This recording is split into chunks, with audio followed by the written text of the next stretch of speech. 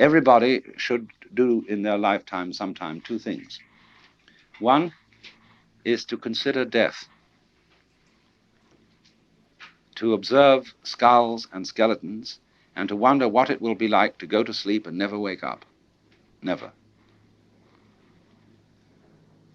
That is a very gloomy thing for contemplation, but it's like manure.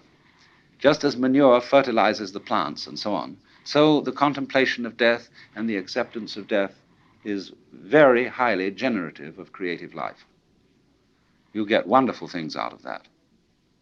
And the other thing to contemplate is to follow the possibility of the idea that you are totally selfish, that you don't have a good thing to be said for you at all. You are a complete, utter rascal. Now, the Christians have avoided this, because although they say in their Episcopalian form of confession that we have erred and strayed from thy ways like lost sheep, and we have followed too much the devices and desires of our own hearts, too much, we have offended against thy holy laws, we have left undone those things which we ought to have done, and we have done those things which we ought not to have done, and there is no health in us. But it ought to be different. And we're going to do our best to amend with the help of God's grace.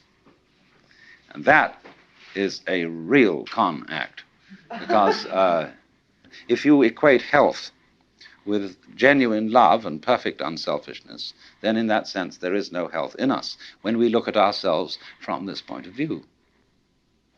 Now, when you go deeply into the nature of selfishness, what do you discover? You say, I love myself, I seek my own advantage. Now, what is the self that I love? What do I want?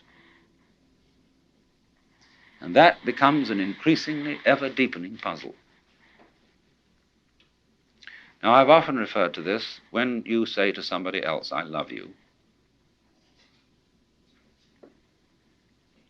It's always rather disconcerting to the person to whom you say that if you imply that you love them with a pure, disinterested, and holy love.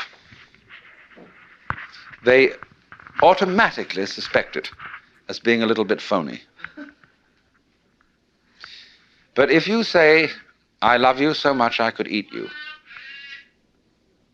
that's an expression, it's a way of saying to a person, you attract me so much that I can't help it. I'm absolutely bowled over by you. I'm gone. And people like that. Then they feel they're really being loved, that it's absolutely genuine. But now, I love you so much I could eat you. Now, what the devil do I want? I certainly don't want to eat the girl in the sense of literally devouring her, because then she'd disappear.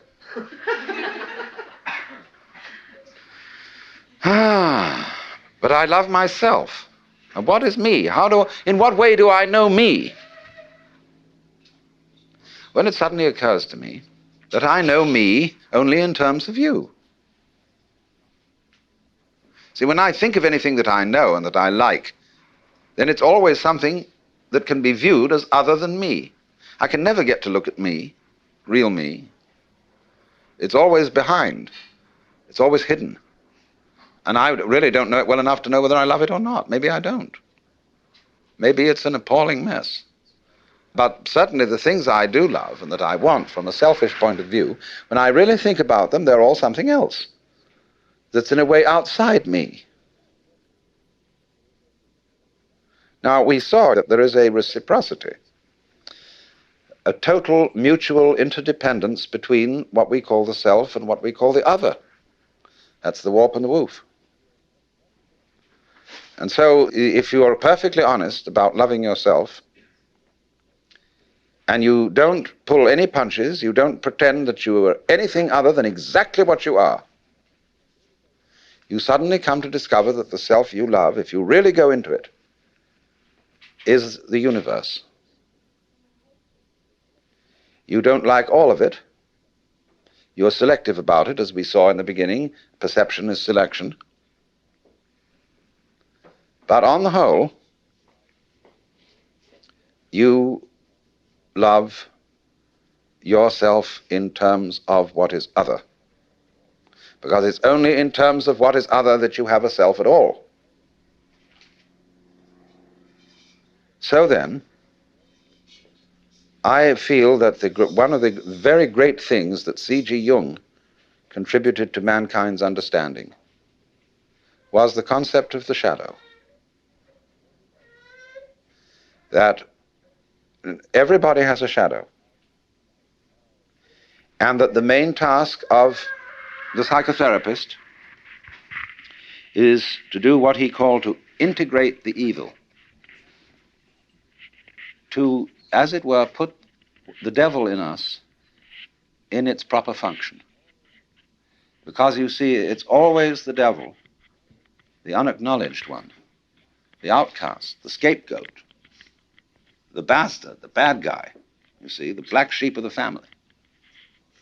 It's always from that point, which we could call the fly in the ointment, you see, that generation comes.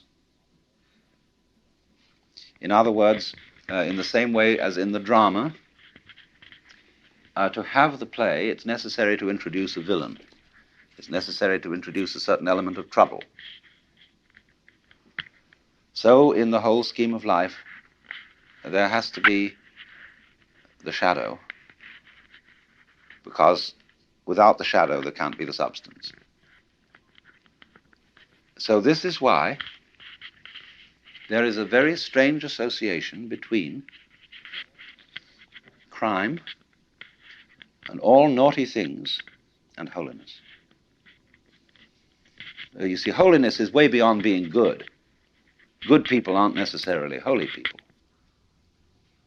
A holy person is one who is whole, who has, as it were, reconciled his opposites.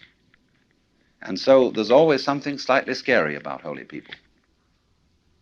And other people react to them in very strange ways. They can't make up their minds whether they're saints or devils. And so holy people have throughout history always created a great deal of trouble, along with their creative results. Take Jesus, for example. Trouble that Jesus created is absolutely incalculable. Think of the Crusades, the Inquisition, heaven only knows what's gone on in the name of Jesus. Very remarkable. Freud's a big troublemaker, as well as a great healer, you see. It all goes together. So the holy person is scary, because he is like the earthquakes, or better still, he's like the ocean. See, the ocean, on a lovely sunny day, you can say, oh, isn't that gorgeous? And you can go into it and relax and float around. But boy, when the storm comes, does that thing get mad? Terrifying. So there is in us the ocean, you see. And Jung felt that the whole point was to bring the two together, and by a kind of a fantastic honesty, to penetrate one's own motivations to the depths